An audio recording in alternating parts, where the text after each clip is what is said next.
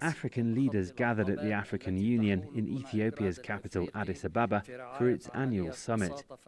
The suspensions of Mali, Guinea and Burkina Faso following military coups were upheld. So the Commission is ready to support these member states to return to constitutional order.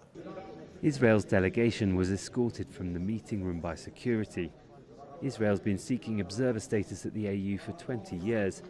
Member states are still divided on whether or not it should be granted. South Africa's against it.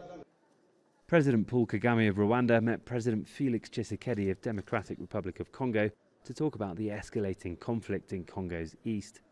Congo says it's fighting Rwanda's army under the guise of the M23 armed group. Rwanda denies that M23 is its proxy.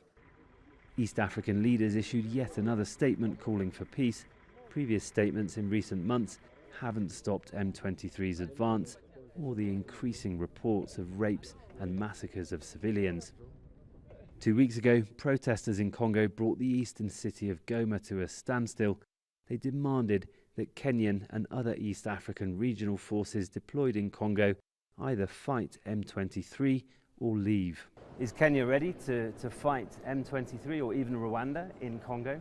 Kenya is ready to do what we agree as the East African heads of state. Kenya is the only country that has deployed in DRC. We have agreed that this military intervention is going to be in parallel with a political engagement of the combatants on the ground, M23 and all the other fighting forces, so that we can give ourselves the best opportunity to succeed. A free trade agreement that's meant to remove tariffs and boost trade between African countries was discussed.